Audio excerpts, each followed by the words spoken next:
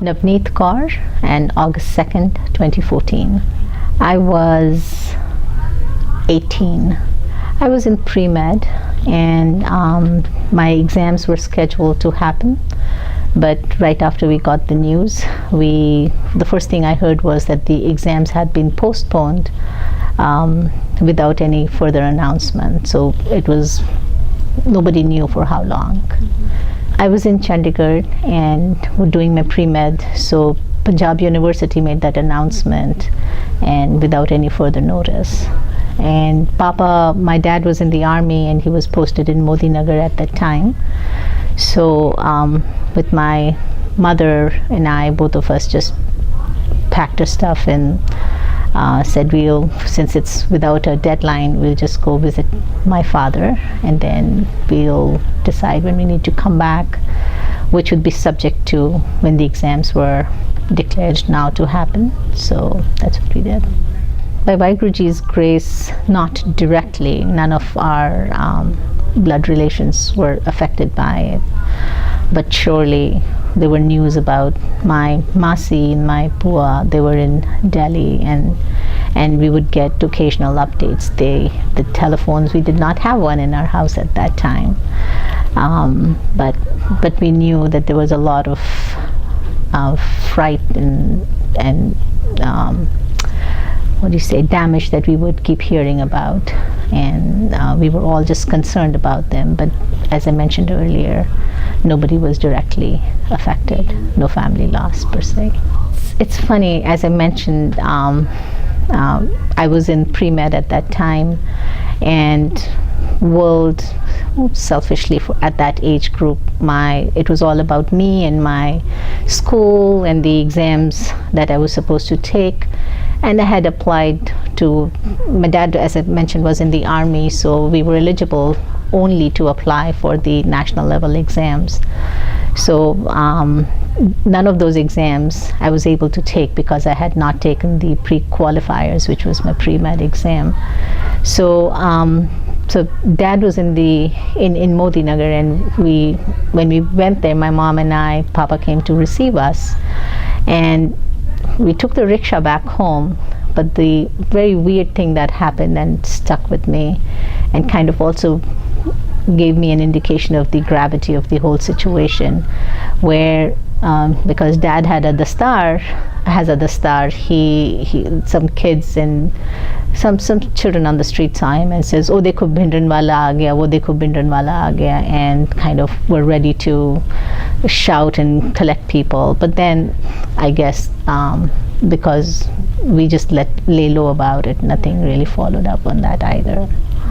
But surely we were kind of being singled out and pointed at. I don't remember exactly if I was still visiting with my father or staying with my father in Modi Nagar, or Mom and I had come back.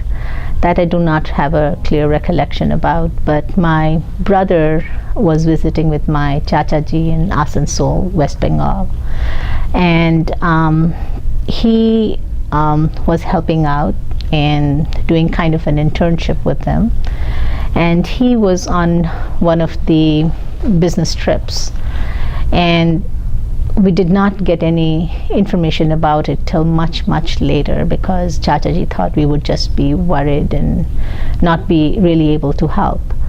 But what we got to know a few months later was that my brother, coming back from his business trip, was actually stopped by a mob. His scooter was taken away from him, and he was manhandled. He lost his dastar. He was robbed of his watch and his wallet. But fortunately, he was intercepted by the foreman, who was a Bengali gentleman, and who'd been working with my Chachaji and his family, like his wife's family, there for many years. So he came and he took my brother home with him. And Chachaji didn't know about that either, so they were worried sick about what happened to Taranjit and where was he and stuff. So he came home about 2 days after he had left on that business trip, whereas he was expected back on the same night. So again, through his help and by YG's grace, he's fine and was able to overcome that.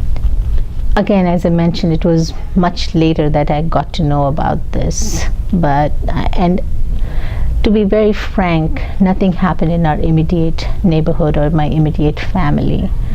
But over the years, and especially of late, the more I hear about it, the more aggravated I get, as in, how could this happen? This is literally mob mentality. Nobody was really thinking straight. They just were executing based on the overwhelming emotion that there was.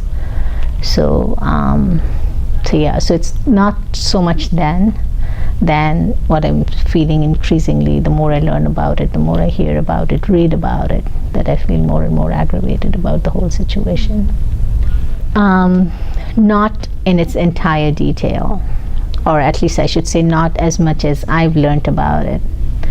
But when they go to their camps twice a year, they do hear small snippets about it. My older one is 12 years and my younger one is 10 years old. So they have been given some information that it is, they're informed about it. They know something happened, but they don't really know in its entire gravity. And when they discuss about it or come and ask me about it, so yes, I do let them know, but not the whole extent, not yet.